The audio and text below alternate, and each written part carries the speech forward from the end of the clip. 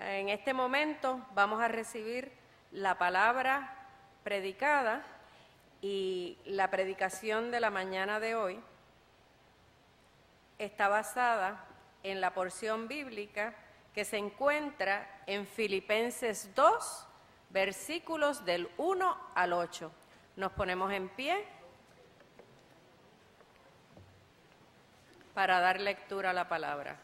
Filipenses capítulo 2, versículos 1 al 8. Y leemos la palabra del Señor. Humillación y exaltación de Cristo.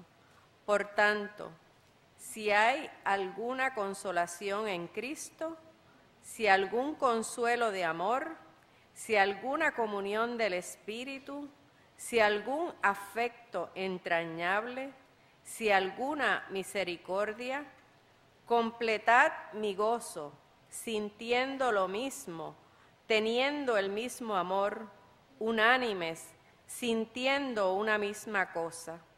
Nada hagáis por contienda o por vanagloria, antes bien con humildad, estimando a cada uno a los demás como superiores a él mismo, no mirando cada uno por lo suyo propio, sino cada cual también por lo de los otros.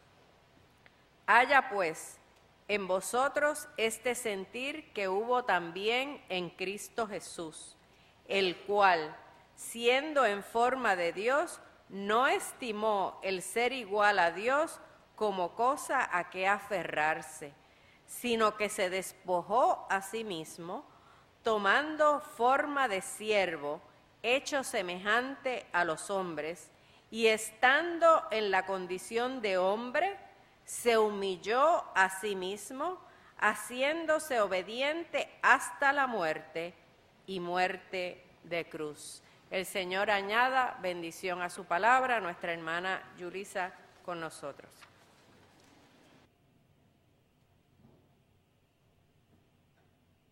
Hermanos y hermanas, que el Señor les bendiga en esta mañana. La Iglesia de la Niñez ahora se está reuniendo el primero y el cuarto domingo de cada mes. Así que hoy se está celebrando la segunda Iglesia de la Niñez del mes. Así que si todavía hay niños o niñas en el templo, les invitamos a que pasen hacia el Salón 4 para que puedan disfrutar de la Iglesia de la Niñez.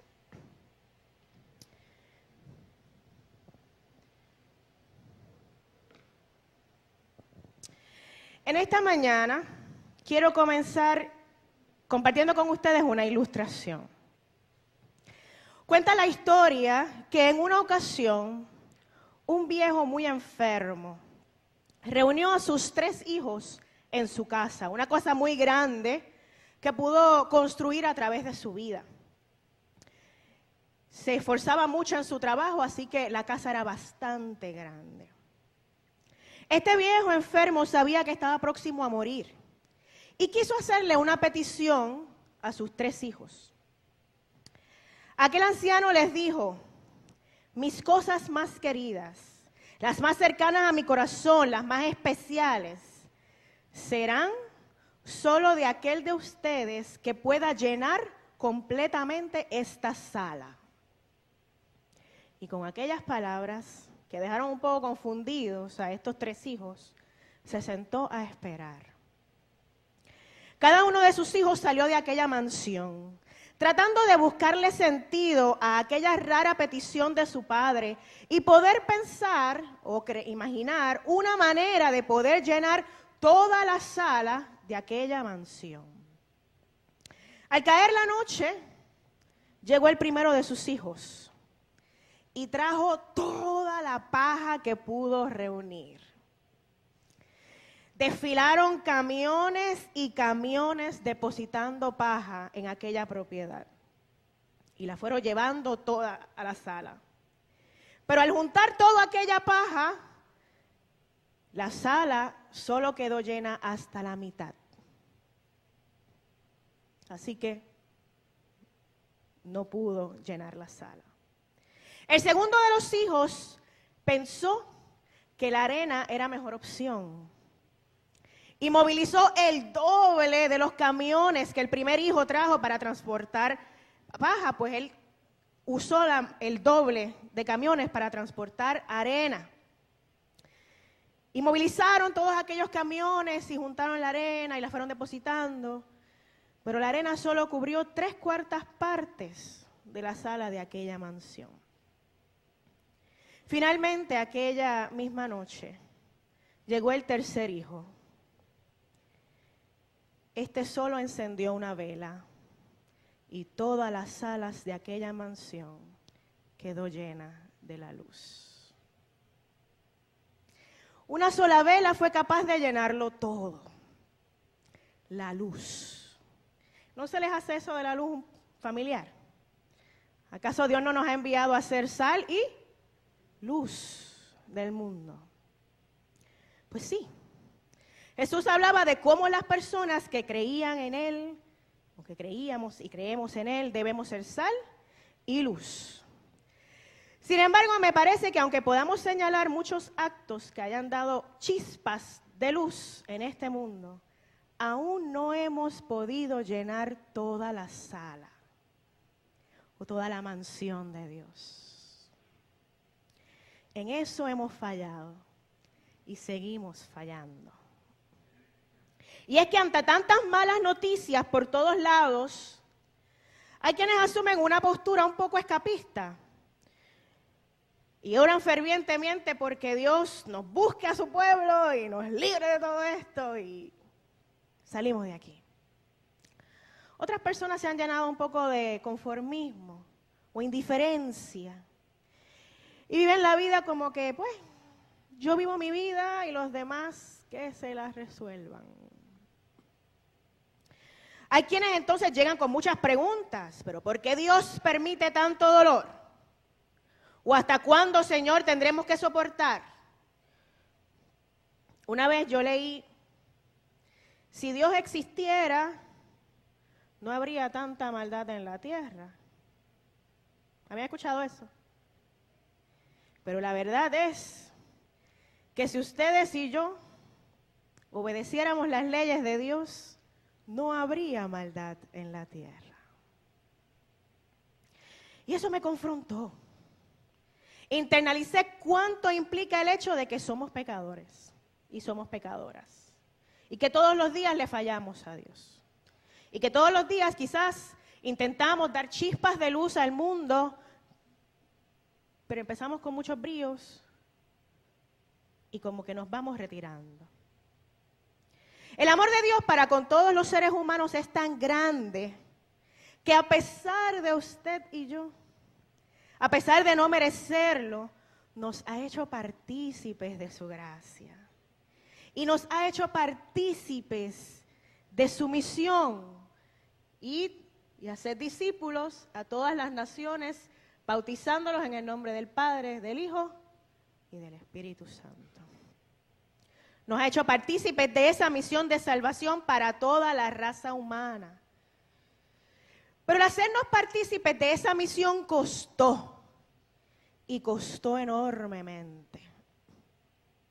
Mundo pensamos en la salvación, naturalmente debe venir a nuestra memoria el hecho de que fue a través de una muerte, y no cualquier tipo de muerte, una muerte de cruz. Y en esta mañana no vamos a recontar la historia del Calvario en su totalidad, pero sí me gustaría que revisitáramos ese momento, quizás desde otro lente. Voy a hacer una pregunta. ¿Aquí habrá alguien que se haya preguntado, ¿no había otra manera de salvar al mundo? Nadie sabe. Ana Milagro se ríe. ¿No había otra manera? O sea, digo, Dios es todopoderoso, Dios es majestuoso, Dios pudo haber traído la salvación de otra manera. Quizás con un gran despliegue de fuerza y de poder, un ejército incalculable, caballos blancos, espadas, una imagen del maligno aplastado, Dios sobre un trono. O quizás como hoy en día hacen los países para demostrar poder, invadiendo territorios, tirando misiles, controlando absolutamente todo, como como pasa en Venezuela, que el gobierno controla cuándo la gente come, a qué horas pueden salir de la casa, a qué horas pueden regresar a la casa. O como pasa en Corea del Norte, que hay un solo canal de televisión, el del gobierno, por supuesto. No hay internet para nadie. Y el único periódico que hay es ultra controlado y solo está lleno de propaganda a favor de su dictador. Dios pudo haber hecho eso también. Pero Dios, siendo absolutamente todopoderoso, pudo haber redimido el mundo de muchísimas maneras que no envolvieran una muerte de una persona inocente. Dios, sobre una cruz, con la boca abierta, con los ojos inflamados, sangrando, con una espada clavada en su costado, de verdad era necesaria una corona de espinas para burlarse de su supuesto título de rey. Las burlas, los latigazos, el calor, el sentido de soledad, el compartir su infortunio con criminales, la falta de aire. En serio, Señor, no había otra manera. Quizás si me lo hubieran pedido a mí, o si se lo hubieran pedido a ustedes, que escribiéramos un libreto a seguir para aquel día de redención, hubiéramos hecho un escrito un poquito más amable.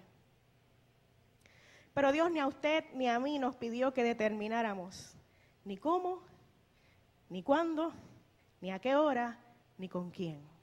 Él simplemente nos dio redención. Amén. Sin embargo, Dios sí, desde aquel día nos hizo una pregunta. ¿Cómo nos vamos a relacionar con esa cruz? Ella nos redime, pero ¿cómo es que nosotros recibimos esa redención? ¿Cómo debe ser el diálogo entre la cruz y yo para que se dé esa redención? Y quisiera que analizáramos 3 pasos de Jesús, según la lectura que leyéramos en Filipenses capítulo 2, para traer a su creación, a ustedes, a mí, nuestra redención. Uno de los pasos de Jesús, dice el texto, dejar la gloria del cielo. Él descendió más y más hacia esta tierra, recorriendo una enorme distancia. Y ojo, no me refiero a la distancia física que pueda haber entre el cielo y la tierra. Me refiero a la enorme distancia que hay entre la realidad del reino de los cielos y la realidad que se vive aquí en la tierra. Es una enorme distancia. Pues Jesús recorrió esa enorme distancia hasta llegar exactamente al lugar en el que nosotros nos encontramos. Cuando leemos el verso 6 del capítulo 2 de Filipenses, dice, aunque era Dios, y estoy leyendo en otra versión, no consideró el ser igual a Dios como algo a lo cual aferrarse. Quizás podemos imaginarnos a Cristo en el esplendor de su completa divinidad, decidir un día dejar esa majestuosidad, sin malas ganas, sin actitud, sin dolor por dejar ese lugar, por tener que descender a la tierra. Lo que es más, si ustedes van a Hebreos capítulo 12, verso 2, las Escrituras dice que Él descendió a la tierra con alegría. Dice el escritor que emprendió el camino hacia la cruz por el gozo que le esperaba. Así que el primer paso de Jesús, dejar la gloria del cielo. Segundo paso de Jesús, adoptar una forma de ser humano. Dice el verso 7, en cambio, renunció a sus privilegios divinos, adoptó la humilde posición de un esclavo y nació como un ser humano cuando apareció en forma de hombre. Entonces Jesús se despojó a sí mismo, o sea, se vació. Y la pregunta es, ¿de qué se vació? Pues se vació de todos los privilegios, de todas las ventajas de estar en el reino de los cielos. Renunció a todas ellas y vivió en esta tierra con muchas limitaciones, pero limitaciones que asumió voluntariamente por amor a ustedes y a mí. En todo tiempo y momento continuó siendo Dios y no fue menos Dios por ser un hombre. Sin embargo, se despojó de todas las oportunidades que podía tener de comodidad. Vino a este mundo como un siervo. Trabajó como carpintero.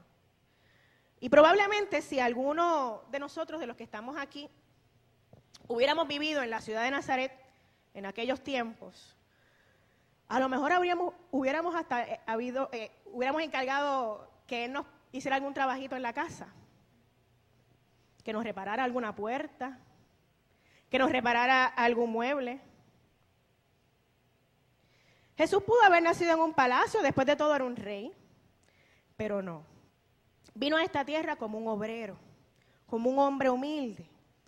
Así que no solo se humilló a sí mismo para convertirse en un ser humano, sino que también vino a integrarse en el grupo formado por la mayoría de las personas, la gente común y corriente, para ser uno más entre todas las personas. Así que para nosotros tener redención, Jesús deja la gloria de Dios, se despoja de su carácter divino para ser un ser humano más y vivir entonces las vicisitudes que todo el mundo tenía. Entonces en el verso 8 de la carta a los Filipenses nos presenta un tercer paso. Se humilla. Dice el texto, se humilló a sí mismo en obediencia a Dios y murió en una cruz como morían los criminales.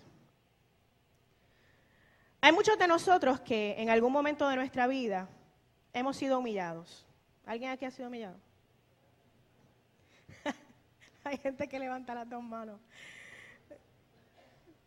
Todos hemos sido humilladas o humillados en algún momento.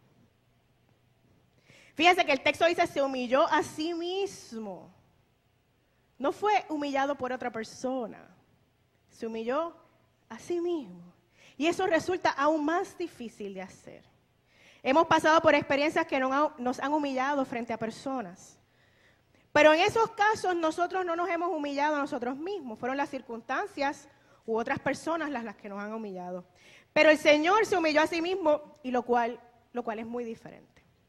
Ante esos tres pasos de Jesús, ¿cuáles entonces van a ser nuestros pasos? ¿Qué vamos a dejar a los pies de la cruz para poder recibir la redención que nos otorgó a través de esa cruz? ¿Cómo vamos a vivir después del encuentro con esa cruz?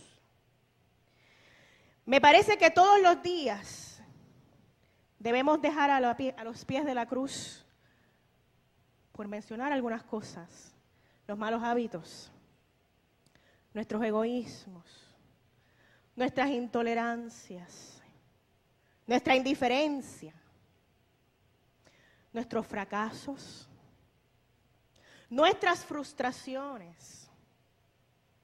Dios quiere que se lo demos todo a los pies de la cruz.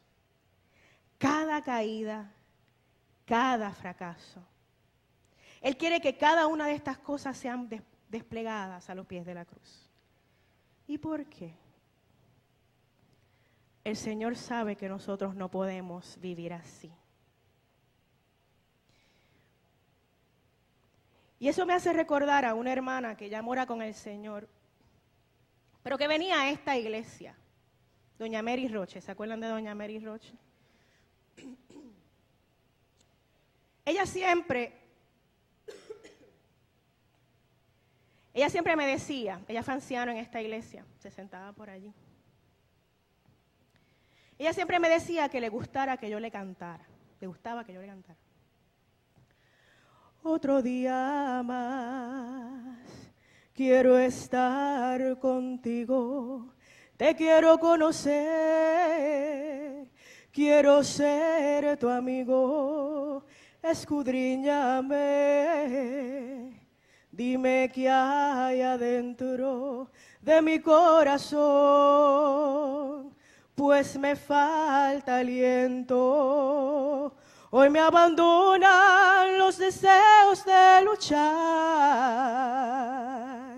Te necesito ya, ayúdame a llegar. Señor, yo te suplico y visito tu cruz día a día, Señor. Quizás te has ofendido, quizás estás herido. Te quisiera tener muy adentro de mí. Te quisiera abrazar y contigo llorar. Tú me entiendes, Señor. Otra noche más quiero estar contigo. Me pregunto por qué disminuye mi fe y no siento alivio. Examíname y mira mis pasos, y en mi caminar puedas encontrar que en verdad te amo. Hoy me abandonan los deseos de luchar. Te necesito ya, ayúdame a llegar. Señor, yo te suplico y visito tu cruz día a día, Señor. Quizás te has ofendido, quizás estás herido. Te quisiera tener muy adentro de mí. Te quisiera abrazar y contigo llorar. Tú me entiendes, Señor.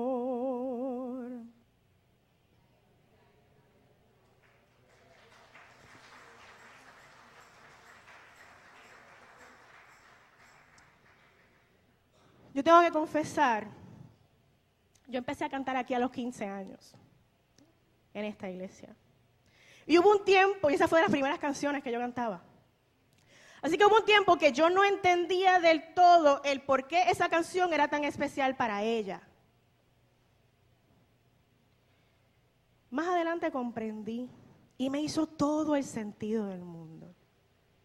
Y es que todos los días tenemos que volver a esa cruz. Todos los días nosotros vivimos alguna experiencia que nos lastima. Todos los días lastimamos. Todos los días nos caemos. Porque en esta vida no se vive sin caer. Y no hay caídas sin daños.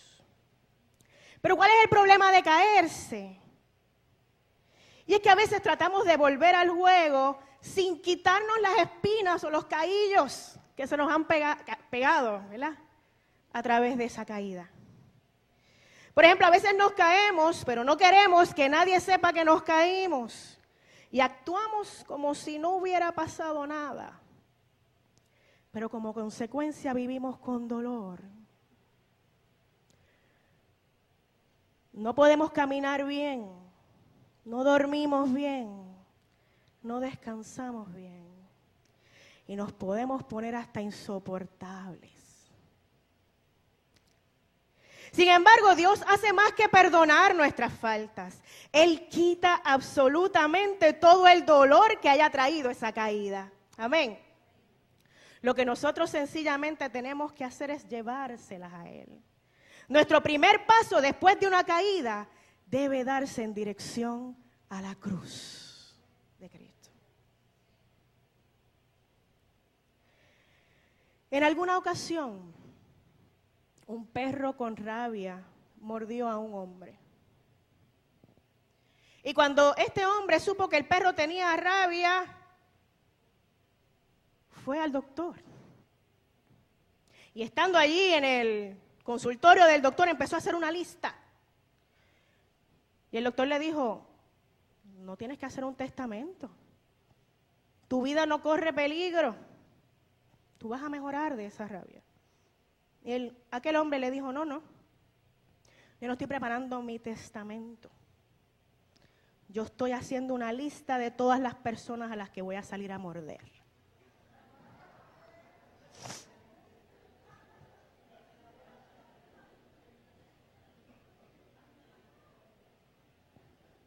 y nos reímos.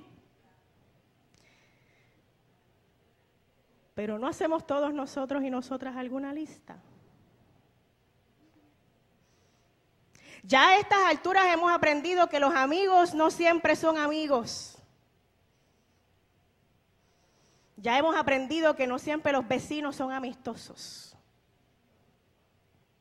Ya hemos aprendido que algunos compañeros o compañeras de trabajo nunca trabajan. Ya hemos aprendido que una promesa que se hace no siempre se cumple, ¿verdad? No porque alguien se llame tu papá, significa que actuará como tal.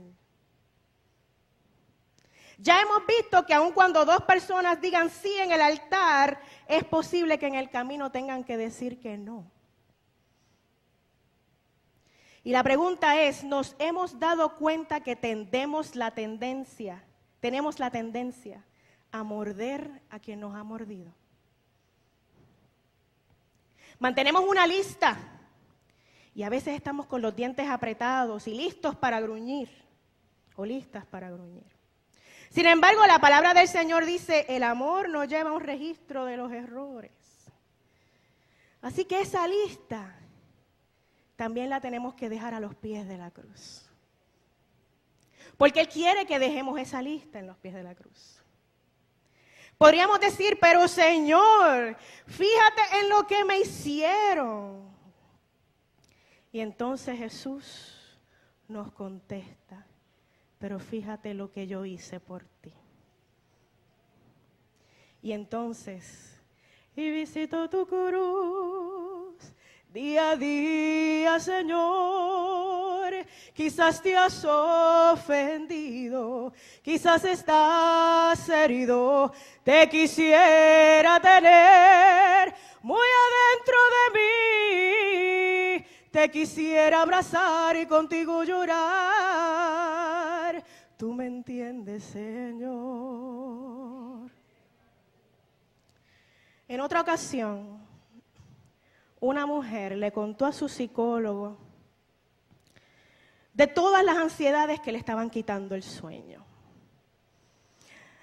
Algunas noches esta mujer soñaba que era una tienda de acampar. Y saben que las tiendas de acampar, para que puedan estar erguidas, tienen que estar bien tensas, ¿verdad? Otras veces soñaba que era una tienda, no de acampar, sino de las que usaban los indígenas para vivir. Y el psicólogo le dice, ya yo sé cuál es tu problema. Es que estás demasiado tensa, en general. Y la mayoría de nosotros y de nosotras lo estamos. ¿Quién no tiene preocupaciones aquí? ¿Verdad? Yo lo quiero conocer. ¿Quién no tiene preocupaciones aquí? ¿Y qué hacemos con esas preocupaciones? En la escuela en la que yo trabajo, estoy manejando un caso donde estas jovencitas, una está en 10º y otra está en 8º grado. Muy maduras ellas, muy inteligentes. Su mamá lleva 2 semanas hospitalizada en el Capestrano. Y la nena mayor, la de 10º, miren cuáles son sus preocupaciones. Son preocupaciones genuinas, pero ella sigue teniendo solamente 15 años. Ella me decía, wow, Yulisa, ahora cuando ya voy a regresar, habrá que sacar todos los cuchillos de la cocina. Wow, entonces, y seguía así, tendremos que, las tijeras. Y ella seguía como pensando sola, que aunque estaba al frente mío, de todos los cambios que iban a tener que hacer cuando regresara su mamá a la casa. Porque no saben cuándo pueda volver a tratar de hacerse daño. 15 años y 13 años la otra. Y tener que tener esa preocupación. ¿Y qué hacemos con todas esas preocupaciones? Literalmente, dejarlas a los pies de la cruz. Así que la próxima vez que estemos preocupados por nuestra salud, preocupados por nuestra casa, preocupados por nuestras finanzas, por algún viaje que tengamos que hacer para recibir alguna mala noticia. Cada vez que llega una de sus preocupaciones, emprender entonces el viaje hacia arriba de esa montaña donde estuvo la cruz. Pasar allí unos momentos mirando su situación o nuestra situación y dejarlas al pie de la cruz. Ahí quizás podremos pasar el dedo por el filo de una lanza. Quizás podremos entonces balancear uno de los clavos que clavó a Jesús en la palma de nuestra mano. Allí quizás entonces leeremos el letrero escrito. Y mientras hacemos eso, tocamos el suelo sucio manchado con la sangre de Dios. Sangre que derramó por ustedes y por mí. La lanza que le clavaron por nosotros. Los clavos cuyo dolor sintió por nosotros. El letrero que allí dejó. Y ver que todo eso lo hizo por nosotros. Por eso, por todo lo que ha hecho conmigo hasta aquí, puedo volver a cantar.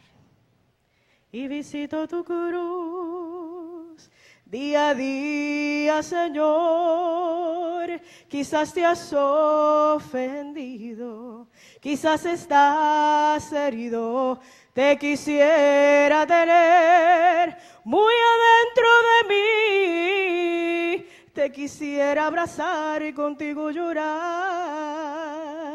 Tú me entiendes, Señor. Sin embargo, hay algo que jamás debemos olvidar. Y es que cada encuentro, cada reencuentro con la cruz del Señor, que como decíamos, debe ser entonces algo de todos los días. Cada vez que nos reencontremos con esa cruz, debe haber un cambio. Un encuentro con esa cruz tiene que llevarnos entonces a ser ejemplo de la misma misericordia y el perdón y la gracia que hemos recibido entonces ahora para el mundo. No escuché ningún amén.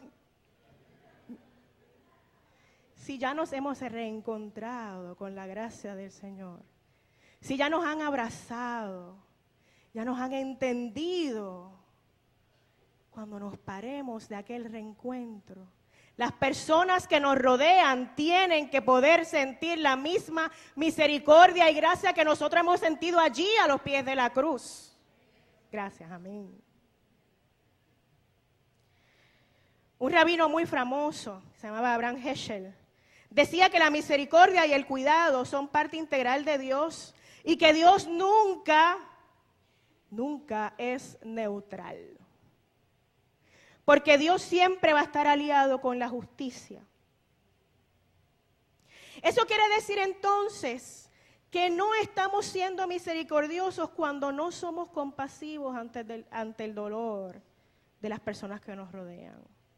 Que no estamos mostrando misericordia cuando nos mantenemos neutrales ante sistemas políticos, sociales, económicos, religiosos y educativos y de cualquier otro tipo que quiera mantener a la gente en un estado de injusticia. No tenemos misericordia cuando no nos envolvemos en causas en pro de la justicia. La misericordia, el amor y la gracia de Dios la manifestamos cuando nos dedicamos, habiéndonos reencontrado con la cruz, nos dedicamos a vivir y a trabajar para que otras personas conozcan la salvación de Dios para todo ser humano. Por eso no nos podemos olvidar del texto que se encuentra en Santiago capítulo 2, que la fe sin obras es ¿qué? Es muerta. Así que la fe no puede separarse de las obras de justicia. La justificación se produce con un propósito y es generar unos frutos. Las buenas obras no son una aportación nuestra. es una expresión de gratitud al Señor, de tener integridad y ser cónsonos con lo que predicamos con la palabra y lo que predicamos con nuestras acciones. Así que, hermanos y hermanas, no solo hemos recibido gracia y salvación, sino que quien nos ha salvado es un Dios compasivo, es un Dios solidario, que nos reta a, en medio de nuestros quebrantos, nos reta a aliviar el sufrimiento de los demás, a reír con los que ríen y a llorar con los que lloran. Porque como dicen algunos teólogos, un espíritu solo es de Dios cuando la proclamación de la encarnación de Dios viene con una consecuencia de predicar el amor. Por eso los primeros versos que leía nuestra hermana Maritza en la lectura de hoy, de Filipenses, decía, ¿hay algún estímulo en pertenecer a Cristo? ¿Existe algún consuelo en su amor? ¿Tenemos en conjunto alguna comunión en el Espíritu? ¿Tienen ustedes un corazón tierno y compasivo? Entonces, y estoy leyendo la palabra del Señor, entonces, háganme verdaderamente feliz poniéndose de acuerdo de todo corazón entre ustedes, amándose unos a otros y trabajando juntos con un mismo pensamiento y un mismo propósito.